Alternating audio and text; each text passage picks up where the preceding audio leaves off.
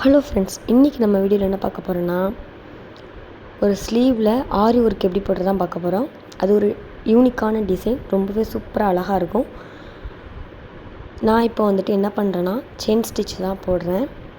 பாருங்கள், இப்படி இந்த மாதிரி நம்ம ஸ்லீவில் இந்த மாதிரி கீழே நம்ம எங்கனக்குள்ளே நம்ம ஸ்டிச் பண்ண போகிறோமோ அந்த இடத்துல ஒரு 4 லைன் செயின் ஸ்டிச் போட்டுக்கோங்க. நீங்கள் எந்த ஒரு ஆரி ஒர்க்கு நீங்கள் போடுற மாதிரி இருந்தனா, அதுக்கு வந்துட்டு நீங்கள் பேக் கழுத்துக்கு நீங்கள் அப்படி போடுற மாதிரி இருந்தாலும் நீங்கள் ஒரு 4 லைன் 5 லைன் கண்டிப்பாக நீங்கள் செயின் ஸ்டிச் போடணும்.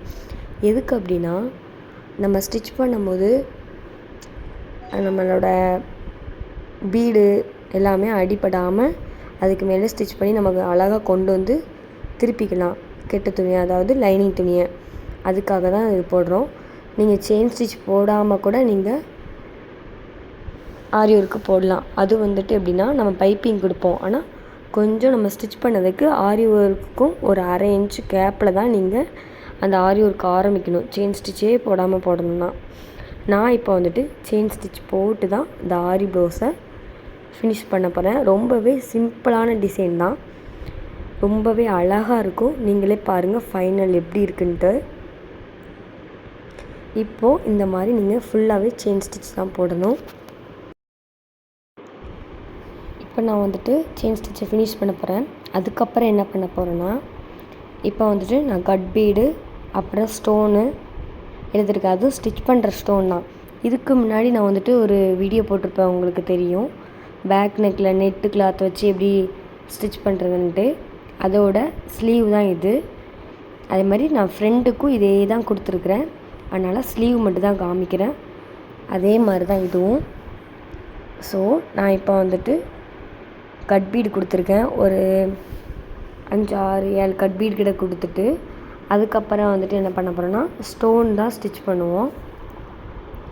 இப்போ நீங்கள் கட் பீடு எடுத்துக்கோங்க. கட் பீடு வந்துட்டு கண்டிப்பாக நீங்கள் வந்துட்டு இந்த மாதிரி கட் பீடு யூஸ் பண்ணிங்கன்னா, நைட்டெலாம் நீங்கள் இந்த ப்ளவுஸை நீங்கள் வந்துட்டு போட்டிங்கன்னா அவ்வளோ அழகாக மினுங்கும். ரொம்பவே சூப்பராக இருக்கும். லைட்டிங்க்கு அப்படியே மினுங்கும்.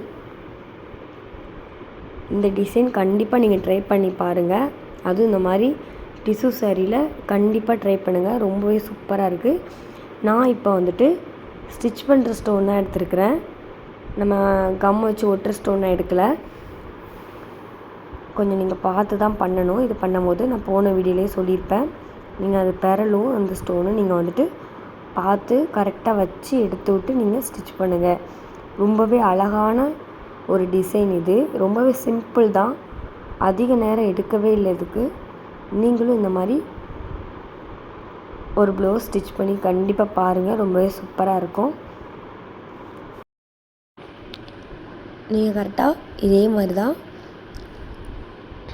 7 பீடு 6 பீடு கிடையாது. கட் பீடு வந்துட்டு ஒரு 11 பீடாவது நீங்கள் போட்டுட்டு அப்புறம் ஸ்டோன் வைங்க. அதே மாதிரி தான் ஸ்டோன் வச்சதுக்கப்புறம் கட் பீடு ஒரு 11 12 பீடு கட் பீட் போட்டுட்டு அதுக்கப்புறம் நீங்கள் ஸ்டோன் வைங்க. அப்படியே நம்ம மாற்றி மாற்றி ஒரு லைன் இப்படி தான் நான் போட்டிருக்கிறேன். நம்ம வந்துட்டு எப்போதுமே நார்மலாக செயின் ஸ்டிச் போட்டு கட் பீட் போட்டு முடிச்சிடுவோம். நான் ஊடல் ஸ்டோன் வச்சுருக்கேன், கொஞ்சம் அழகாக இருக்குதுன்னு சொல்கிறதுக்காண்டி நானே சும்மா ட்ரை பண்ணேன். ஆனால் கடைசியில் சூப்பராகவே வந்துருச்சு. நீங்களும் இந்த மாதிரி ட்ரை பண்ணுங்கள். ரொம்பவே அழகான டிசைன், ரொம்பவே சூப்பராக இருக்குது. ஸ்டோன் ஸ்டிச் பண்ணும்போது பார்த்து பண்ணுங்கள். நீங்கள் ஆனால் இந்த ஸ்டோனோட விலை வந்துட்டு ஒரே ஒரு ஸ்டோன் 3 ரூபா அப்படி தான் நான் வாங்கினேன். நம்மளால் அப்படி வாங்க முடியலனா கூட நம்ம வந்துட்டு சும்மா நார்மல் ஸ்டோன் கூட ஒட்ட தான் செய்யலாம். நான் இதில் சில்வர் ஜரி வருதுனால ஒயிட் கலர் ஸ்டோன் எடுத்துக்கிட்டேன். கோல்டு வந்துட்டுனா நம்ம கோல்டு கூட யூஸ் பண்ணலாம். இதுலேயும் கோல்டு வந்திருக்கு, இருந்தாலும் நான் சில்வர் எடுத்துக்கிட்டேன். ரொம்பவே சூப்பராக இருக்குது பாருங்கள். நான் ஃபினிஷ் பண்ணிட்டேன். இதுக்கப்புறம் என்ன பண்ணலான்ட்டு பார்க்கலாம். இப்போ வந்துட்டு நான் என்ன பண்ணுறேன்னா, ஒரு கட் பீடில்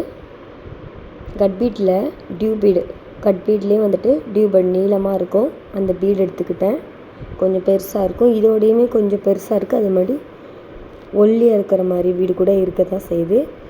நான் ஒரு டியூ பீடு யூஸ் பண்ணிவிட்டு ஒரு ஸ்டோன் யூஸ் பண்ணுறேன். அதே தான் ஸ்டிச் பண்ணுற ஸ்டோன் தான். அதை யூஸ் பண்ணுங்கள். பார்த்து பொறுமையாக ஸ்டிச் பண்ணுங்கள், கரெக்டாக வச்சு அந்த இடத்துல. இப்போ ஸ்டிச் பண்ணிவிட்டு நான் ஒரு முக்கோண ஷேப்பில் தான் இதை நான் வந்துட்டு ஸ்டிச் பண்ண போகிறேன். இன்னொரு கட் பீட் எடுத்துக்கோங்க, டியூப் பீட் எடுத்துக்கோங்க. எடுத்துகிட்டு அதே மாதிரி கீழே சின்னதாக லாக் பண்ணிவிட்டு திரும்ப ஒரு ஸ்டோன் எடுத்துக்கோங்க. ஸ்டிச் பண்ணுற ஸ்டோன் தான் ஃபுல்லாகவே. இந்த மாதிரி ஸ்டோன் எடுத்துக்கோங்க. ஸ்டோன் எடுத்துகிட்டு அதே மாதிரி அந்த இடத்துல கீழே ஸ்டிச் பண்ணிக்கோங்க.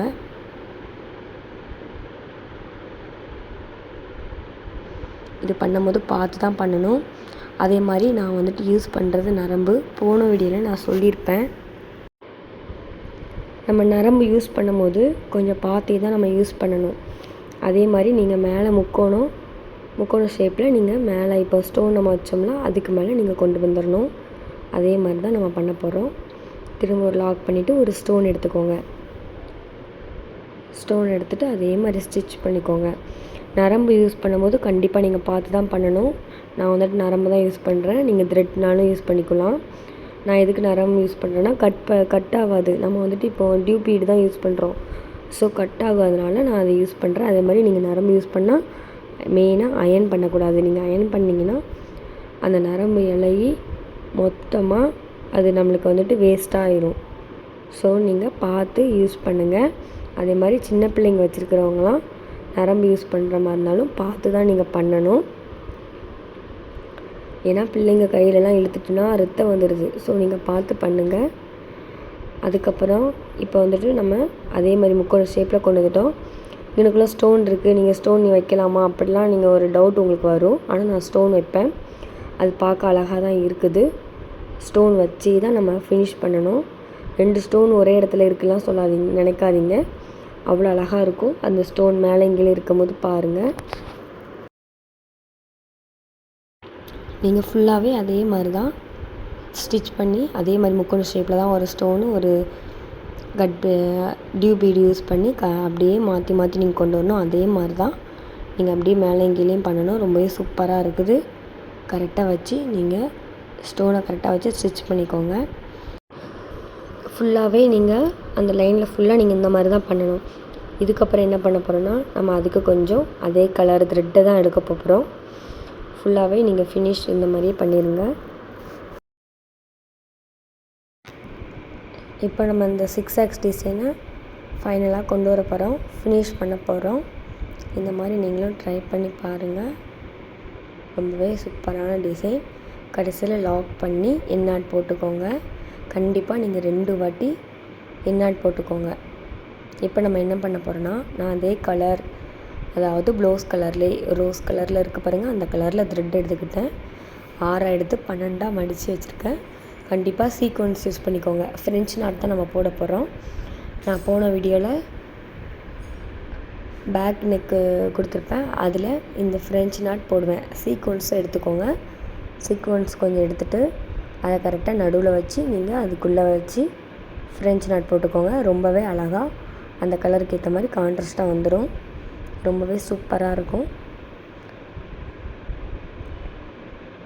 நான் 2 டைம் சுற்றிட்டு அதை நடுவில் வச்சு அப்படி கீழே இருந்து ஊசி எடுத்துடுறேன். பாருங்கள்,